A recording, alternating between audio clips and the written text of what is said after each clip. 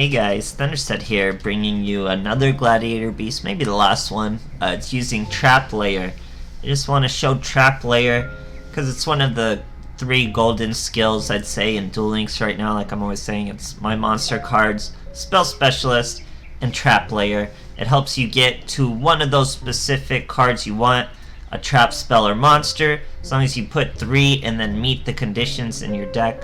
Conditions here are 5 different traps, so we're going 3 War Chariots, which will negate an effect and destroy the monster.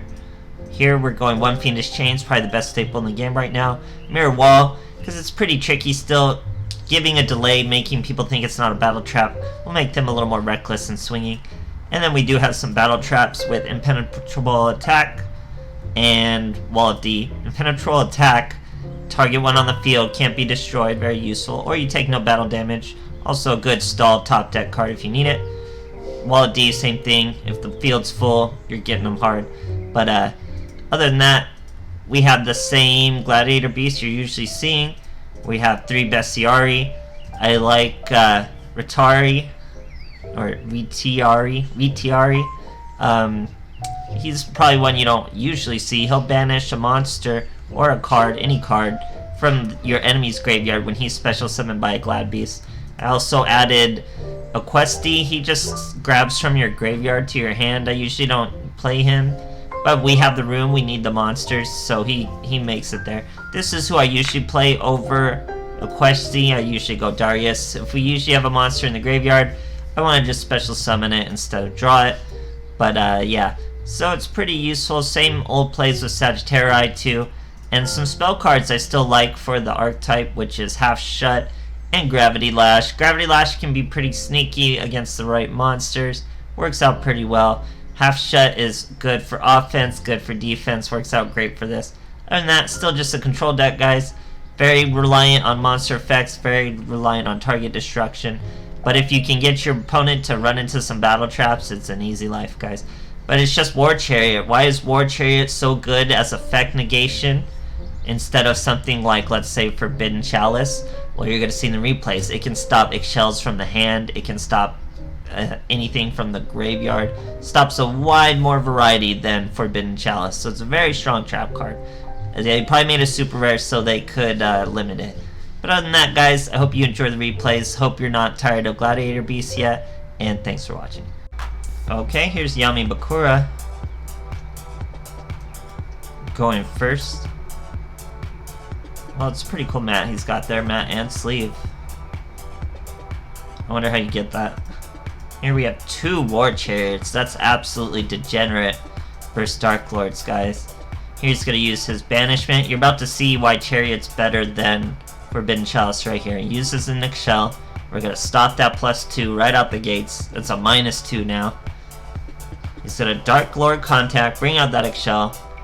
Try to get Banishment. Now we destroy the Eggshell. Look at that, guys. Absolutely locking him down. He's got 2 cards left. Compensates a contact. We top deck another monster. We're gonna hit him for lethal, guys. 100 over. Absolutely controlled the duel versus another deck that tries to control the duel. Great stuff. Okay, here's a Yami Merrick. We're going first though. You love going first with this deck.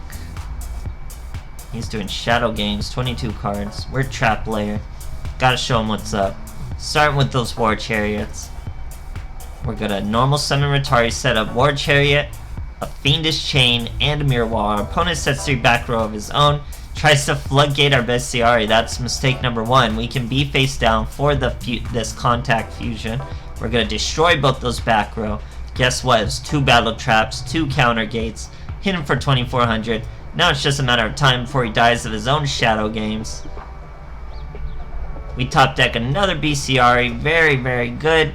Now, he Kite-Roids. We have a War Chariot. I could have stopped that Kite-Roid, but then he could have chained his own Kite-Roid to the graveyard and stopped it. I'm gonna wait, just in case he has a second Kite-Roid, till he activates the one from the graveyard. That's the one you stop, because then you can't use the one from the hand after the one from the graveyard. So then we hit for sure lethal, even if he had 2 Kite-Roids. Great stuff, guys.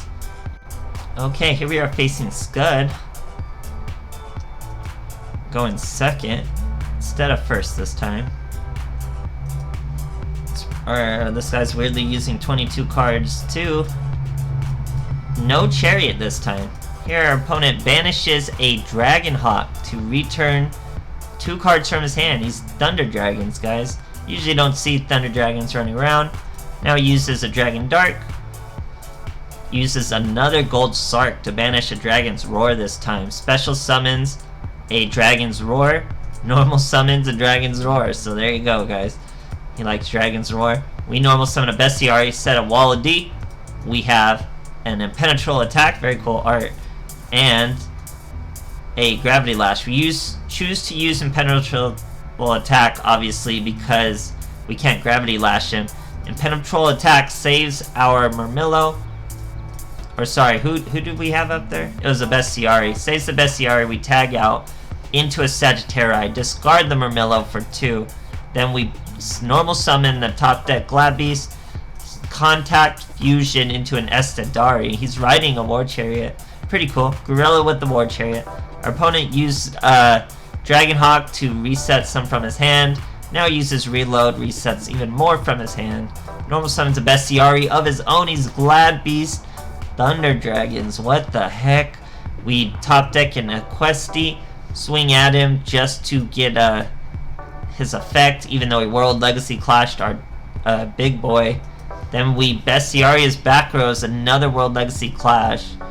Here he normal summons a Murillo, Gyzaris, but we hit the Gyzaris with the War Chariot.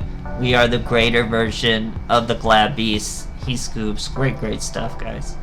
Okay, here we are fighting Sara. Her level cap got lifted to 35. She has a new spirit monster that banishes all monsters on the field when it's flipped. I think it's a 2 tribute set, but you know there's gonna be decks like that. So dude, 2 War Chariots. It's just so, it locks down everything.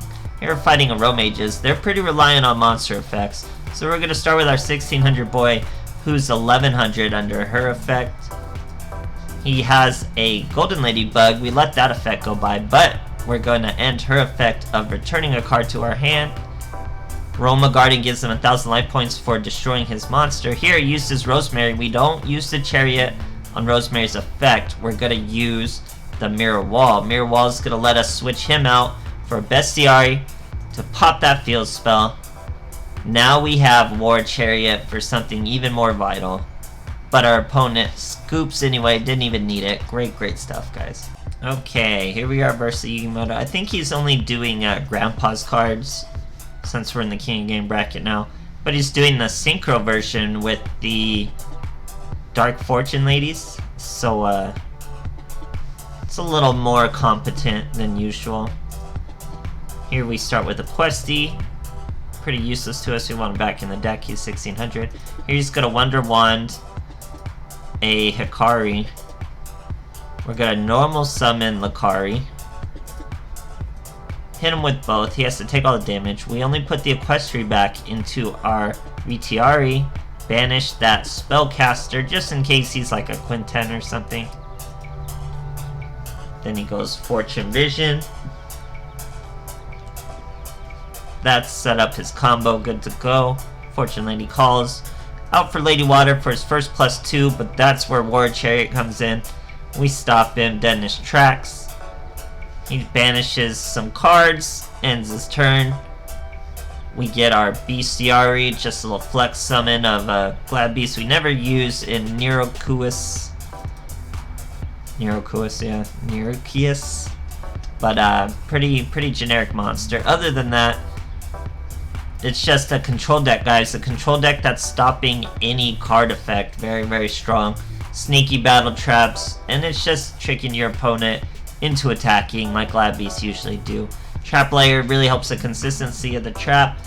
I'm just not sure on the archetype, guys. I'm not really sold on this structured deck. If you haven't bought it already and you don't love Glad Beasts, maybe skip it. I don't know. Unless you want Unexpected Die. I love Unexpected Die, so it's even worth it just for that.